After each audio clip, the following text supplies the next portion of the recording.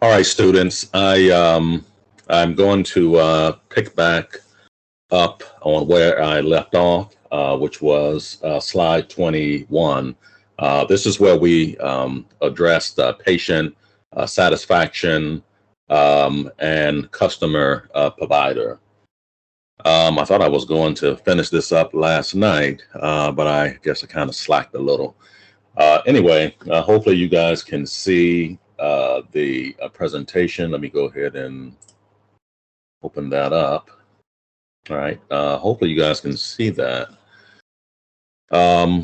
Teams have kind of changed. I'm doing this actually on Teams, and it appears to have changed a bit. But anyway. All right. So again, we're looking at patient satisfaction and customer service provider. So over the past few years, patient satisfaction has moved to the forefront of the nurses' agenda. All right. Nursing shortages, a reduction in length of stay, more complex patient needs, and of course, the national concern about the quality and safety of patient care have contributed to this growing concern about patient satisfaction. Needless to say, these issues can cause a lot of unhappy customers, if you will. Now, with the advent of healthcare reform, patient satisfaction is now tied directly to financial rewards for hospitals. And actually, this information is on websites now where customers, patients, potential patients, they can go onto these websites and they can look at the report card, so to speak, of these healthcare institutions, and they can decide where they want to go. And obviously, they're going to these organizations, these healthcare institutions that have some of the best grades. I mean, it makes sense, right? Now, Medicare reimbursement rewards inpatient hospitals for providing quality care to include patient satisfaction based on the hospital's scores on what is called the Hospital Consumer Assessment of Healthcare Providers and Systems, or HSA HPS. Used to be called something else from what I can remember, but this appears a bit different from what I can recall in the past. Now, this is basically a standardized patient satisfaction survey that addresses 7 core dimensions. And take a look at the 7 core dimensions here: communication with nurses, communication with doctors, responsiveness of hospital staff. And this is particularly tied to that, well, I will say mostly to the call light. So years ago, a patient would just push a call light, and there was nothing in the technology that showed how long it took for the nurse to get in to the room, or anyone on the interdisciplinary team. And say, for example, a patient pressed a call light. 30 minutes later, no one has gone in there, and no one would be the wiser. That has changed. Now they have the system or the technology wherein if the patient pushes a call light, unless someone goes into the room physically and press the button, the off button, then the system otherwise would, well, you still never know, but you have to actually go in the room, cancel the button or the call, and then that's on a timer. And some policies for these floors, well, they do have some policies for these floors where you should be answering these call lights, I want to say within, I don't know if it's 3 minutes or 5 minutes, but fairly quickly. All right. So in other words, management can actually monitor their response time. And of course, these things come up in your annuals. Sometimes, when you have huddles, they talk about, hey, we have to answer the call lights and so forth and so on. Also, pain management, was that addressed appropriately? Communication about medicines, cleanliness and quietness of hospital environment. This is especially the case at nighttime, when the night shift. Sometimes staff can be very loud, and so this would be one of those concerns or issues that um, pops up. And then, of course, discharge information was appropriate or adequate discharge information, excuse me, given to patients. The medications that follow up with the physician and whatever the directions say as far as how to care for themselves once they go back into their home environment. Now, from how quickly call lights are answered to the extent of family support provided, nurses are challenged to meet a wide spectrum of patient needs to include promoting a good communication with the healthcare team and the patient as well as the family.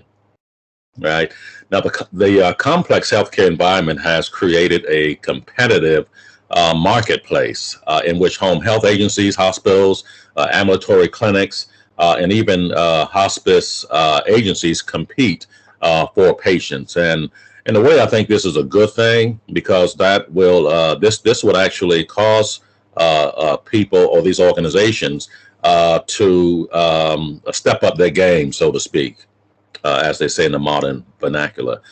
It'll cause them to step it up, and they're buying for your business, and so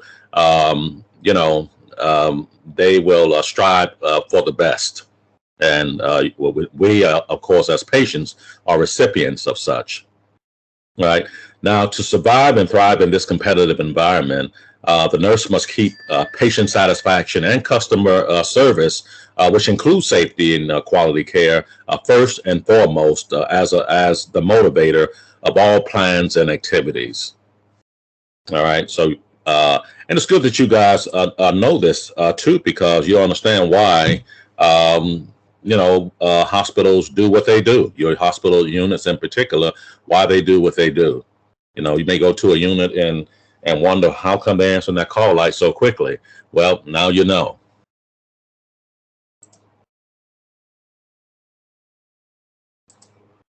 All right, the next one is team builder. How do we build teams? Or this is the responsibility, of course, of leadership and management as well. Now, team members may be unit secretaries, nursing assistants, social workers, dietitians, therapists, physicians, and also LPNs and RNs. A team should have clearly defined goals and should be empowered to make decisions within its realm of responsibility. Now, team building should create a synergy, right? This is the ability of a group of people working together to accomplish significantly more than each person working individually. So, as a team, as a group, an interdisciplinary team, more should get done because we're a team. We're relying on one another's knowledge, expertise, and again, it's just a team effort. Now, bringing people together to work as a group does not necessarily make them a team. All right. To create synergy, teams must have defined goals and objectives. They must have a commitment to work together. There must be a good communication and a willingness to cooperate. Team members should also be encouraged to communicate with one another to identify effective work division, how you divvy up the work, and solutions to problems so that a synergy is accomplished. All right. Teams need to know that their ideas and inputs are valued and included it in decision making at the next leadership level. All right. You have to let people know if they team members know if they are doing a good job. Daily interactions, team huddles.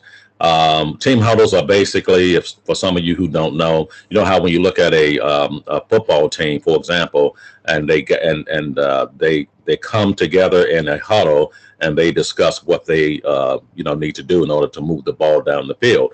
And so that's essentially what happens on the units. There's certain issues that are of concern. And so that the whole team is on one accord, you will huddle before the start of the shift. And maybe the charge nurse, for example, might say, hey, let's make sure we turn our patients, make sure you date your time and date your IV tubing, make sure you do this, and so forth and so on. Again, so that we're all on one accord. We're basically reducing those things that can become a significant problem for the unit. Answer your call lights. That could be all part of your huddle. Just basically giving out information all at once to the team. There's also quick informal conversations that can help build the team camaraderie as well. Now, the leader's behavior have a significant effect on the behaviors of the team. As a leader, you must be cognizant of your own behavior. The nurse, as a leader, must have an astute self-awareness of his or her own emotional patterns, and an understanding that negative moods can have a negative influence on relationships with staff members. Learning to recognize and manage one's emotional patterns and negative moods is an important step in team building. Think about that emotional intelligence that they a kind of I won't say a brand new buzzword, but fairly new buzzword as far as leadership. They talk about emotional intelligence, being able to also show your vulnerable sides. And just being self-aware and what have you, because this does affect team members. Now, the nurse is enthusiastic, caring, supportive, or the nurse who is enthusiastic and caring and supportive can generate those same feelings amongst all team members. Which will carry over to patient care. Remember, it's all about that patient-centered care. So all these components are important with respect to team building. As far as resource manager, right, and the word pretty much defines itself, a manager who controls resources, right? Now, resources include personnel, right? Team members, time, supplies needed to provide patient care, and also operate the organization. Of course, resources cost money and are always in limited supply. Unfortunately, no healthcare organization can afford the luxury of an unlimited number of staff or supplies to accomplish the required work. Right? There's limitations on resources, which is always the case. Now, with healthcare facilities focus on cost containment, it is necessary that nurses develop an understanding of and expertise in resource management. We have to do things to conserve our resources so that these resources will be available for future, current and future care. Now, each of the management activities, such as the planning, we talked about organizing, staffing, directing, and controlling, comes into play in the role of resource manager. All right, all these elements are important if we are going to be a good resource manager. Now, the nurse leader needs to learn and develop skills in some of these different areas of planning, organizing, staffing, directing, as well as controlling. As far as planning, which we talked about already, planning for necessary resources, primarily staff and supplies to manage the unit, organizing resources to meet identified goals, staffing appropriately as determined by patient needs and the budget plan, and directing to maintain resource allocations within budgetary guidelines. Controlling by analyzing financial reports and making adjustments where necessary. Now, budget and financial reports are the primary tools for resource management. Because budget and financial management is a minimal part of the nursing school curriculum, nurses must take initiative for OJT, or on-the-job training, about the organization's budget and financial management processes. And so we don't go into a lot of this while you're in school, but these are the types of skills you will hopefully get in the clinical setting or the practice setting. Hopefully you have a manager who, for example, when you have official charge nurses and assistant nurse managers and so forth, those managers will do some staff development, right, and help those who are in the leadership role to understand these types of things, because you never know, they may have to take over at some point in time, especially if you move on.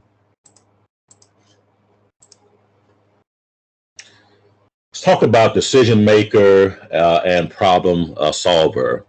All right, qualities that are certainly requisite for the nurse manager, the leader. Now, problem solving and decision making are essential skills for the professional nursing practice. Nurses make decisions and solve problems every day about ever-changing patient and family circumstances, as well as administrative decisions such as revising policies, planning for appropriate staffing for the unit, or effectively addressing a problem with a physician.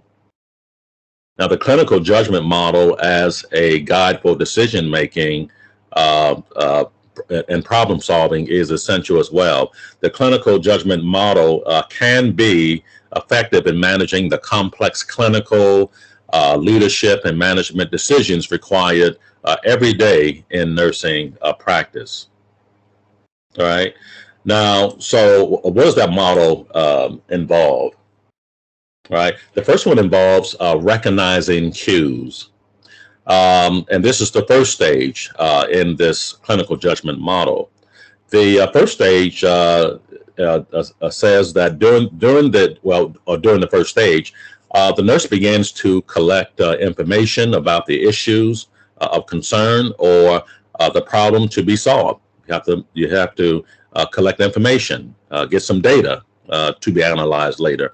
It often is appropriate to involve others, especially those close to the work or the situation, who may be able to provide a different viewpoint or information the manager lacks. The manager can be at every place, and so you rely on those who can give you information so that you can eventually and hopefully make an informed decision or come up with some viable solutions, if you will.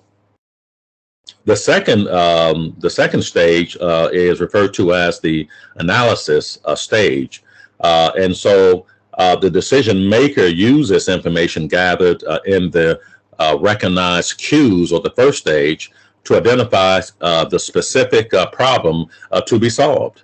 See, now you have the data. Now you're analyzing that data, and you've come up with what the specific problem is. Now, at this stage, the manager must also decide whether the situation is important enough to require intervention, and whether it is within his or her authority to intervene, or if the next level of leadership needs to be involved. And so the nurse manager will make that determination. There are some situations that are not even worth addressing, believe it or not. Some situations will kind of blow over, but you as the astute manager, you should be able to, make that call, hopefully. Now, as far as the next stage, which is prioritize hypotheses and generate solutions. So during this stage, the goal is to identify as many options as possible, and then objectively weigh the options as to the possible risk and consequences, and positive and negative outcomes, including patient outcomes and staff satisfaction as key considerations. Patient outcomes and staff satisfaction should be at the center. All right. The decision maker should be flexible, should be creative, and also open to suggestions from other staff and peers when reviewing options. I like that piece of this because, again, people come with all sorts of great ideas. And so don't be afraid as a manager to solicit, this information, from your talented group. Now, preconceived ideas and rigid thinking, such as there's only one way to do this job, or that's the way we have always done it, should be avoided. And it certainly should be. This is a way that nurses were thinking in the past when it came to patient care. This is the way we always did things. There's only one way to do it.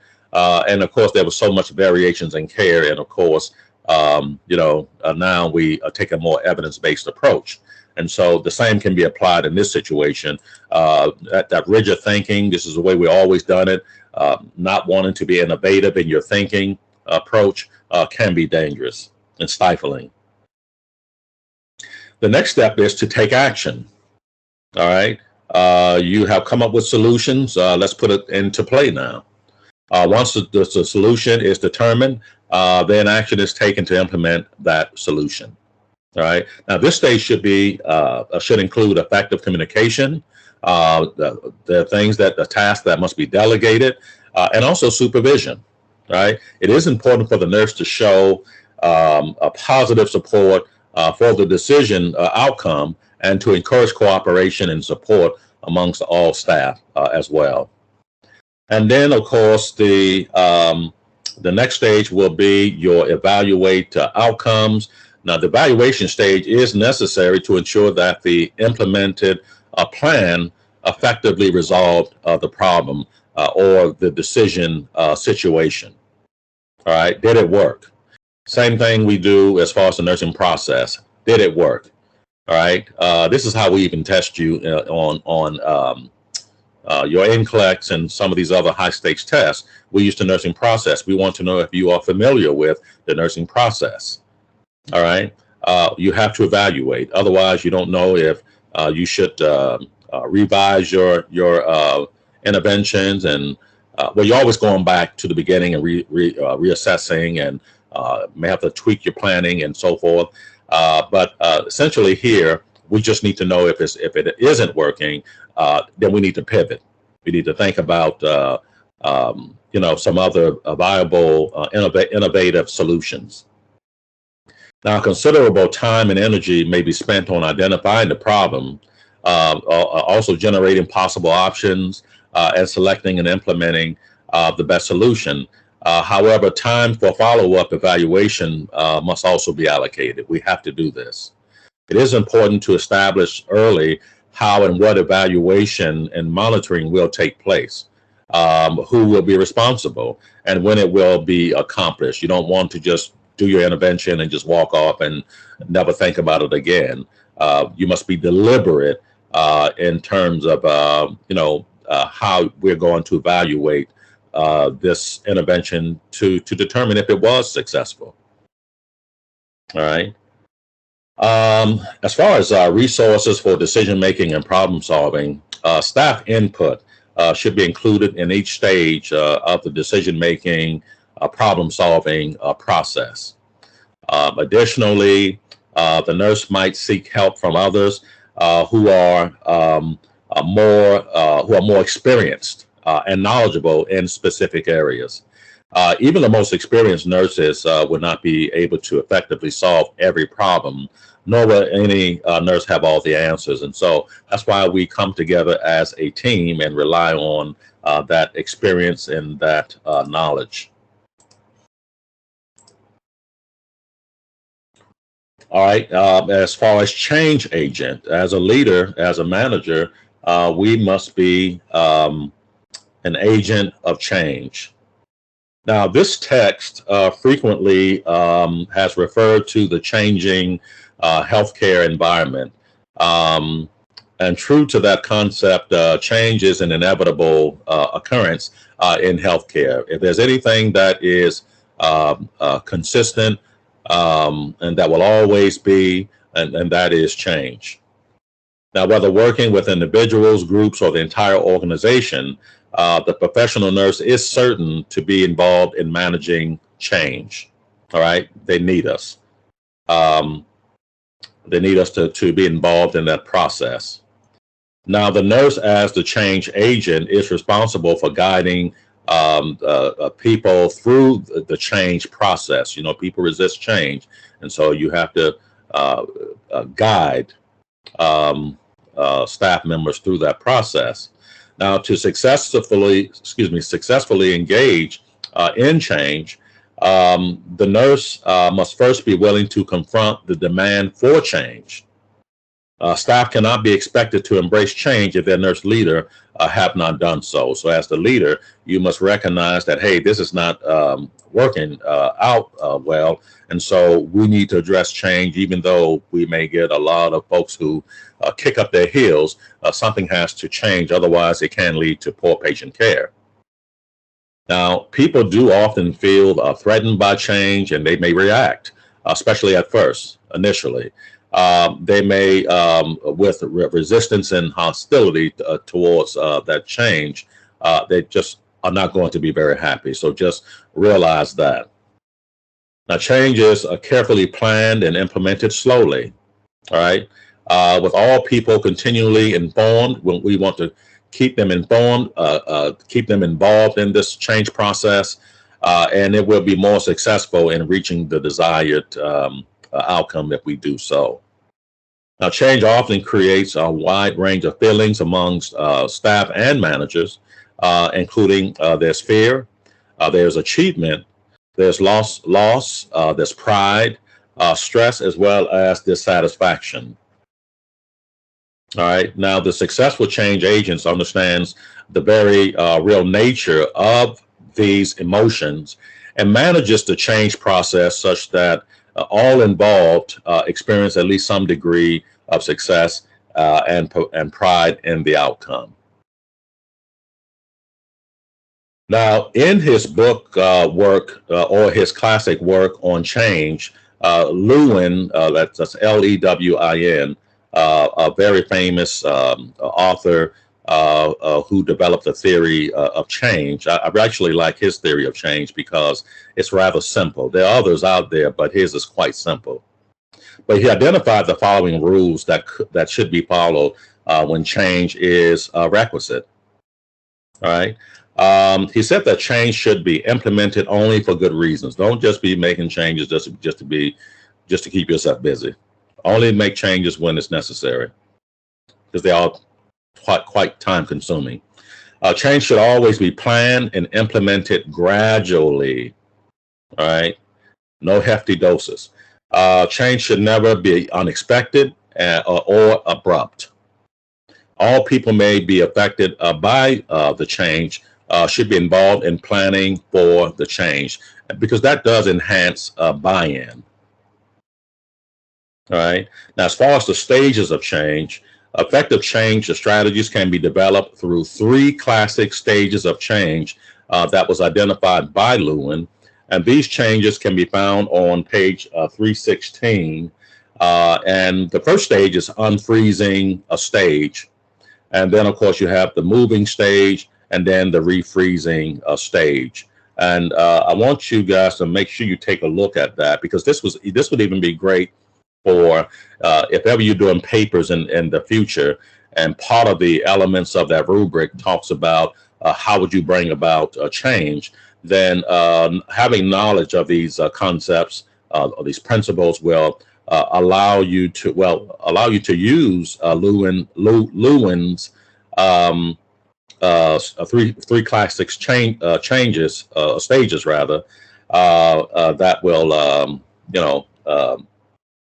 be good for your paper. In other words, it's just one of the great theories to use. When you're doing a paper, is all. Now there are other roles that are involved in this process, this nursing leadership and management process. Different ones play different roles, of course. This is where it's very important to define roles and barriers when we're talking about change. You have the clinical consultant. All right. As a manager, you must be a clinical consultant. So staff members, they look to you, the nurse leader, as a resource for clinical advice. I mean, in most cases, or a lot of times, if you're in that role as leadership and manager, you have to. Well, you probably know more than them. Let me put it to you that way. But we depend on our leaders to have a little more information or knowledge than us. Not always the case. So, for example, the nurse leader is frequently called on to assess difficult or unusual patient cases and guide the staff nurse to make appropriate nursing judgments. And of course, they can always escalate it to their those leaders in their chain of command for further directions, of course. Now, in this role as clinical consultant, the nurse serves as a role model for excellence in nursing care and clinical judgment, and provides ongoing training and education as well. The next role is staff developer. The nurse should be ever mindful of the need for learning and training opportunities in order to enhance professional and personal growth for all employees that he or she supervises, as well as for him or herself. All right, so staff development is very important, and there should be a slew of learning opportunities to provide for this. Now, accessing resources and planning staff development activities can meet the needs of individual staff members, including the RNs, the LPNs, the nursing assistant, clerical staff, is a very important role for the nurse manager as well.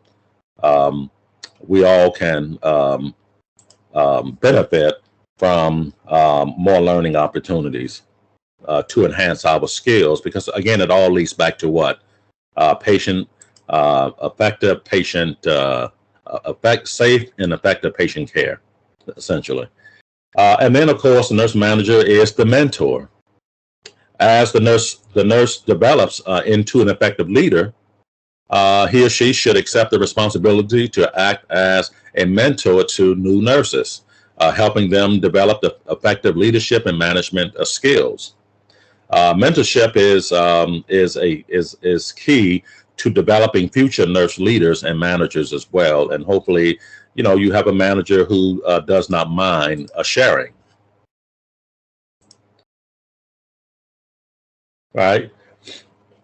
Now, the next few slides, I believe, are very important, of course, and these are some of the characteristics of an environment, a healthcare environment, any work environment that certainly should be embraced, and we all are part of making this happen. This creating joy and engagement in the workplace makes coming to work so much easier, right? Now, perhaps the most important responsibility of all nurses is to help create work environments where staff feel joy in the work they do, and also are engaged to ensure outstanding patient care and clinical outcomes, which is the foremost what we are looking for. Now, decades of research have documented that high levels of staff satisfaction and engagement correlate to patient satisfaction, improved clinical and organizational outcomes. Now, for nurses, joy in the workplace is having a fulfilling purpose as a nurse. There should be meaningful connections with patients, families, peers, students, and colleagues. A positive impact on um, patients, families, and colleagues. Supportive relationships with colleagues and peers. Good leaders who are role models and openly value staff, and opportunities for learning and growth as well. Being engaged at work is reflective of the joy a nurse feels in the workplace.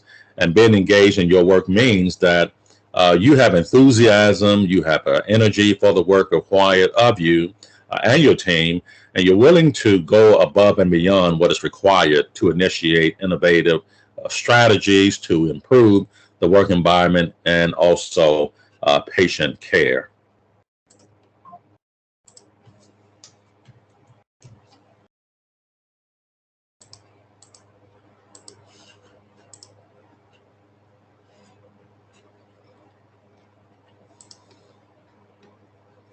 Now, key components of the work environment required to promote joy and engagement in the workplace.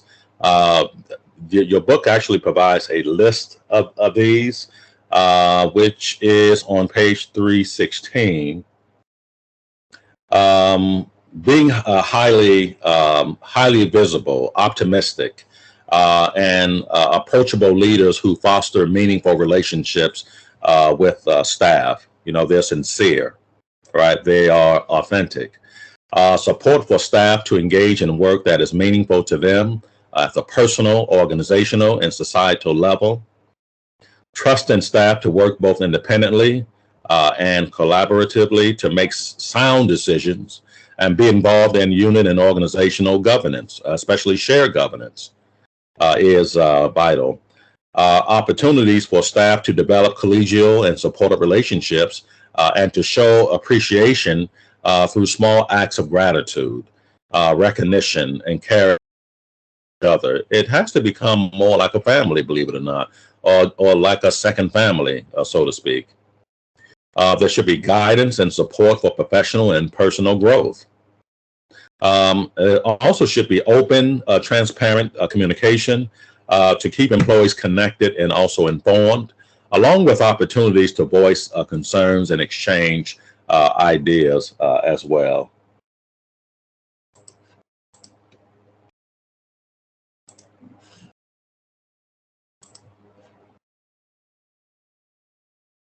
So this one I spoke, I believe, briefly in our previous presentation. Well, the one on advocacy. This addressing and preventing bullying and incivility. And I really want you guys to make sure you pay attention to this because, don't want to concern you too much, but this does happen. It's real. And you need to know how to manage these types of issues that can make for a very unpleasant work environment, unpleasant situation.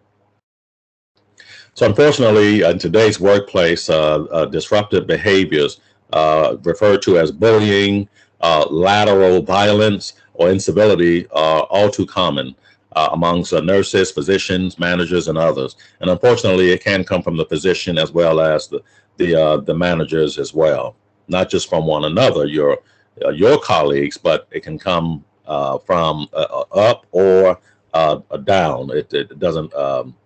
It has no. It doesn't discriminate. In other words, right? Now, bullying is defined as the repeated unreasonable actions of individuals directed towards an employee or employees, which are intended to.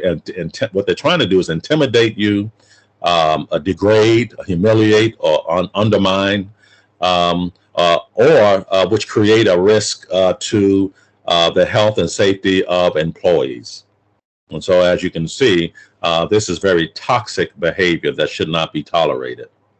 Now, examples of bullying behaviors There is unwarranted or invalid criticism. Just make a big deal out of anything, right? It just doesn't match. The punishment doesn't match or the crime, so to speak, doesn't match the punishment. Unjustified blame. Everything is your fault. Profane or disrespectful language. Being gossiped about or being the target of rumors. Being yelled or shouted at in a hostile way. Being sworn at or verbally abused. Being assigned undesirable work differently from the rest of your colleagues. This is big. This is a big one. Really try to wear you down, right? And being put down or humiliated in front of others. And I would tell you right now, don't you tolerate any of this. All right. Now, the negative effects of bullying and incivility are significant. Nurses who are victims may have problems with their physical health. And this is why you don't want to tolerate it. These are the negative effects. This is how it affects you as an individual if you do not, how can I say it? If you don't stop this behavior in its tracks. All right. So again, nurses who are victims, they have these physical problems like sleep disturbances, depression, and also musculoskeletal problems. You wonder, where does this neck pain come from? And why do I have all this lower back pain, and so forth, these migraines and so forth? How come, I'm always under stress and I can't sleep, or I'm depressed all the time? And it's like every time you go into this place of work, there's this dread, right? To the point you just stop going to work. There's also this experience, feelings of self-blame, reduced self-esteem, and also work withdrawal. Now, the extreme results of bullying for nurses is that they may leave the job or the profession altogether, right? And don't you let nobody run you off, right, for something from something that you work so hard for. Now, bullying and incivility causes distress. It causes low morale amongst other staff. It results in lower productivity and a higher cost for the organization, and may also lead to concern about patient safety and quality of care. And of course, this is why we cannot tolerate this behavior.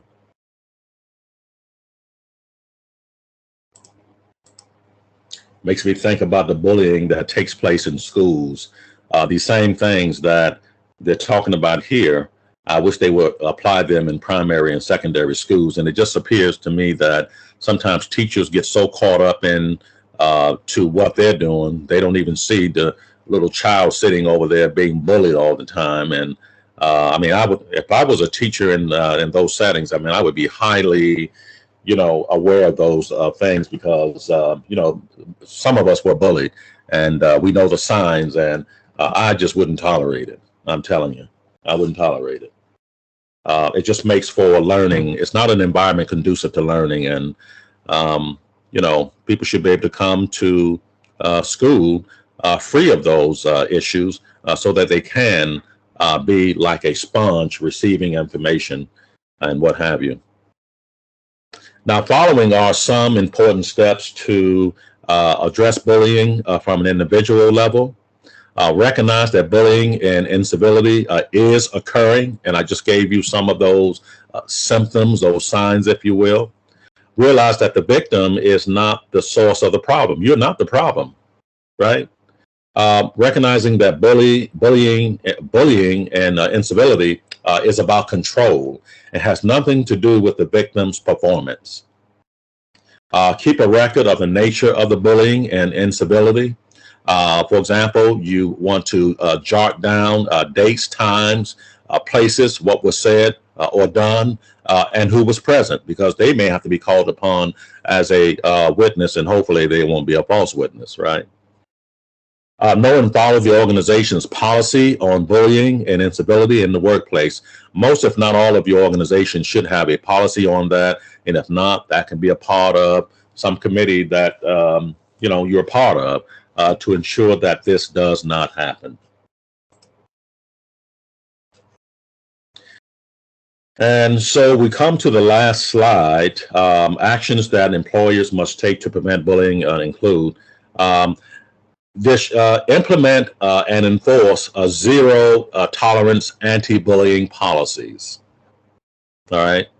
Have robust training in place to ensure everyone is aware of what bullying and incivility are and how to appropriately respond and how it must be reported. I know, each class that I have, one of the things I always mention as a kind of a pet peeve, if you will, some don't like me to use the word pet peeve, but it is my pet peeve. But I tell students bullying bullying, essentially this incivility behavior, will not be tolerated in my classroom. All right, because I want people to feel like they should be able to come to class and learn and be a part of that learning process. All right, so I'm very strict about that. Also, create an environment where employees feel free to discuss their challenges related to incivility and bullying with their supervisors. And lastly, promote a culture of respect and an expectation of professional demeanor for all. Something that I also expect in my classroom. And so, anyway, that is about it, folks. I want to say, and I probably should have said this at the beginning, but the first video, a voiceover, I don't think it was more than an hour and 15 minutes, and you can speed up these videos, not too fast, of course, because it is on a YouTube platform. But if you try to speed it up too much, then I sound funny. But you can go to like maybe the second level, for lack of a better word, a way of explaining it. And it'll speed it up enough to where, for example, if the first one is at normal speed, an hour and let's say 15 minutes, by you speeding it up one notch, it may you may be able to listen to it in about 45 minutes, if not less. All right, so think about that, which is, I think, is a great reason for me to put it on a YouTube platform. I think that is it. And I appreciate you guys for tuning in. This one is 48 minutes.